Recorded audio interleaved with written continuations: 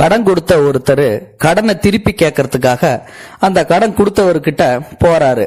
அப்போ அவர் வீட்டுக்குள்ள நுழையும் போது அந்த கடன் வாங்கினவர் வெளியில போயிருப்பாரு போல. யாருக்கு உள்ள யார் இருக்கீங்க அப்படின்னு சொல்லிட்டு இவர் உள்ள போறாரு. அவரும் ஆளு வெளியில போயிட்டாரு அப்படின்னு சொல்லிட்டு அவருடைய மகள் கிட்ட சொல்லிட்டு போயிருக்காரு. இப்போ அவருடைய மகள் தான் வந்து அங்க இருக்காங்க. சார், உங்களுக்கு என்ன வேணும்? எங்க அப்பா வெளியில போயிருக்காரு அப்படின்னு சொல்லி அந்த பொண்ணு முன்னாடி வந்து நிக்கிறா. இப்போ அந்த பொண்ணை பார்த்த உடனே இந்த வட்டிக்கு கடன் கொடுத்தா பாத்தீங்களா, இவனுக்கு கொஞ்சம் ஆசை வந்துருச்சு. அந்த பொண்ணை எப்படியாவது நம்ம தன்னுடைய இச்சைக்கு இணங்க வைக்கணும் அப்படின்னு சொல்லிட்டு அதோட அவன் என்ன பண்றான் அப்படின்னா, இந்த மாதிரி நான் உங்க அப்பா கிட்ட கடன் கொடுத்தேன், உங்க அப்பா இன்னைய வரைக்கும் வட்டி அசலும் திருப்பி செலுத்தவே இல்லை, எனக்கு எப்படியாவது இன்னைக்கு நான் வட்டி அசலையும் வாங்கிட்டு போய் தான் தீரணும், அதனால தான் வந்திருக்கேன் அப்படின்னு சொல்லி விவரத்தை சொல்றான். உடனே இந்த பொண்ணு, அப்பா வெளியில போயிருக்காரு, அவர் வந்ததுக்கு அப்புறம் நீங்க வேணா வாங்க அப்படின்னு சொல்லி வந்து சொல்றாங்க. அதெல்லாம் முடியாது, எனக்கு வந்து வட்டிக்கு வந்து நான் பணம் கொடுத்தது சும்மாலாம் போக முடியாது, எனக்கு கொடுத்தே ஆகணும் அப்படின்னு சொல்லி சொல்றாங்க. சார், நான் தான் சொல்றேன்ல, அப்பா வெளியில போயிருக்காங்க, இப்போதைக்கு வந்து என்கிட்ட பணமும் இல்லை, அப்பா வந்தாதான் ஏதாவது ஏற்பாடு பண்ணுவாரு அப்படின்னு சொல்லிட்டு உடனே இவனுக்கு அந்த பணத்துக்கு பதில் நீ வேணா என்னுடைய இச்சைக்கு இணங்குறியா அப்படின்னு சொல்லிட்டு அந்த பொண்ணுகிட்ட தகாத முறையில வந்து நடக்க முயற்சி பண்றான். அப்போ இந்த பொண்ணோட குடும்ப கஷ்டத்தை யோசிச்சு பார்த்துட்டு, ஐயா, எனக்கு வந்து குடும்பம் வந்து கஷ்டமா தான் இருக்குது, நானும் எங்க அப்பாவும் சோத்துக்கே கொஞ்சம் வழி இல்லாம தான் இருக்கோம், ஆனா அதுக்காக நாங்க தரக்குறவா இந்த மாதிரி காரியத்தெல்லாம் வந்து செய்ய மாட்டோம், தயவு செஞ்சு வெளியில போயிடுங்க அப்படின்னு சொல்லி கெஞ்சிரா.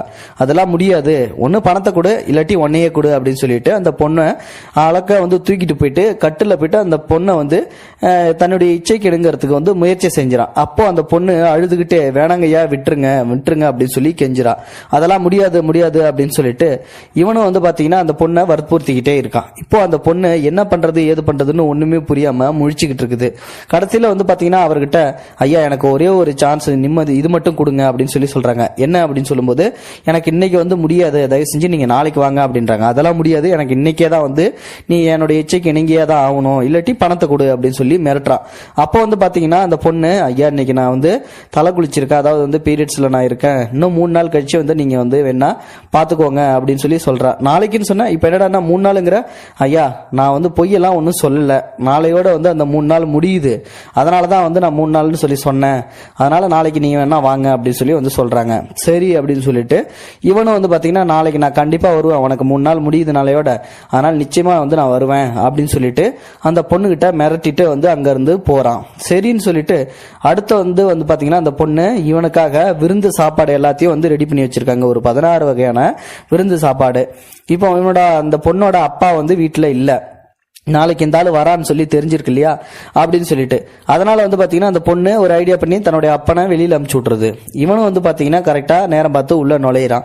16 வகையான விருந்து சாப்பாடு. உடனே அந்த சாப்பாடை சாப்பிட்டுட்டு அதுக்கப்புறம் 2 பேரும் சந்தோஷமா இருக்கலாம் அப்படின்னு சொல்லிட்டு அந்த பொண்ணு சொல்லுது. உடனே இவன் வந்து, அதுக்கெல்லாம் எனக்கு டைம் இல்ல, எனக்கு இப்பவே வந்து நடந்தாகணும் அப்படின்னு சொல்லிட்டு அந்த பொண்ணு கிட்ட முயற்சி செய்யறான் தகாத முறையில. உடனே வந்து, அவசரப்படாதீங்க, நீங்க எப்பயுமே வந்து இப்படிதான் அவசரப்படுறீங்க, உங்களுக்காக தான் சமைச்சு வச்சிருக்கேன், நீங்க வேணா இதை சாப்பிட்டுட்டு 2 பேரும் அதுக்கப்புறம் வந்து சந்தோஷமா இருக்கலாம் அப்படின்னு சொல்லி அந்த பொண்ணு சொல்றாங்க. சரின்னு சொல்லிட்டு இவனும் அடுத்து என்ன பண்றான், அந்த சாப்பாடை போய் சாப்பிட்றான். அதுக்கப்புறம் வந்து பாத்தீங்கன்னா சாப்பிட்டு முடிச்சிடறான். முடிச்சிட்டு கை கழுவிட்டு சாப்பிட்டுட்டு இப்ப வந்து என்ன சொல்ற, சாப்பிட்டு முடிச்சாச்சு அப்படின்னு சொல்லிட்டு அந்த பொண்ணு கிட்ட இப்ப கேக்குறான்.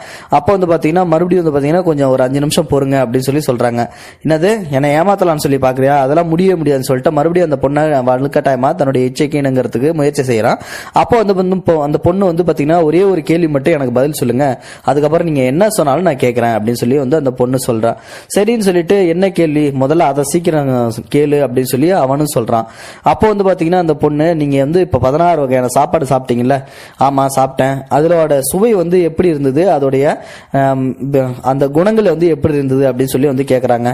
16 வகையான சாப்பாடு வந்து எனக்கு ஒன்றும் பெருசா டிஃபரெண்ட் தெரியல, ஆனா அதோட சுவை வந்து ஒரே மாதிரி தான் இருந்தது அப்படின்னு சொல்லிட்டு வந்து சொல்றான். அதே மாதிரி தாங்க நாங்களும் பெண்களும், எல்லாரும் மாதிரியே வந்து நாங்களும் பெண்கள் தான், எங்களுக்கு மட்டும் ஒன்றும் வித்தியாசமா வந்து எதுவும் இல்லை, நாங்களும் வந்து ஒரு சராசரி பெண்கள் தான், உங்களுடைய வீட்டில் இருக்கிற அந்த பெண்கள் மாதிரியே எங்களையும் நீங்க நினைக்க வேண்டியது தானே, ஏன் எங்களை மட்டும் தப்பான கண்ணத்துல வந்து பாக்குறீங்க, இதுவே உங்க மனைவியோ இல்ல உங்க தங்கச்சியோ உங்க அம்மாவோ இதே ஏன் நிலைமையில வந்து இருந்திருந்தா நீங்க இப்படிதான் வந்து முயற்சி செஞ்சிருப்பீங்களா அப்படின்னு சொல்லிட்டு அந்த உங்க அம்மா உங்க தங்கச்சி உங்க மனைவி அது மாதிரி தாங்க நானும் ஒரு பொண்ணு அப்படின்னு சொல்லி அந்த கடன் கொடுத்தவன்ட்ட வந்து அந்த பொண்ணு எடுத்து சொல்லுது. அந்த பொண்ணு சொல்ல சொல்ல இவனுக்கு வந்து பாத்தீங்கன்னா கண்ணீர் தார தாரியா கொட்ட ஆரம்பிச்சிடுது. சொல்லிடுது. உடனே வந்து பாத்தீங்கன்னா அந்த பொண்ணோட காலில் விழுந்து என்னை மன்னிச்சிருமா, நான் தவறான முடிவு வந்து எடுத்துட்டேன், எனக்கு நீ புத்தியில் அடிக்கிற மாதிரி வந்து சொல்லிட்டேன், இனிமேல்ட்டு இந்த மாதிரி காரியத்தை நான் எந்த ஒரு பொண்ணுகிட்டையும் செய்ய மாட்டேன் அப்படின்னு சொல்லிடுறாங்க. இது வந்து ஒரு உண்மை சம்பவம். நண்பர் ஒருவர் வந்து முகநூல் பதிவில் வந்து பதிவிட்டிருந்தாரு. இந்த சம்பவத்தை பத்தி நீங்க என்ன நினைக்கிறீங்க அப்படின்றத மறக்காம கமெண்ட் பாக்ஸ்ல சொல்லுங்க. தேங்க்யூ ஃபார் வாட்சிங். இது போன்ற செய்திகளை உடனுக்குடன் நீங்கள் தெரிந்து கொள்ள மறக்காமல் எங்களுடைய சேனலை சப்ஸ்கிரைப் செய்யவும், கூடவே பக்கத்தில் வரும் பெல் ஐக்கானையும் கிளிக் செய்யவும்.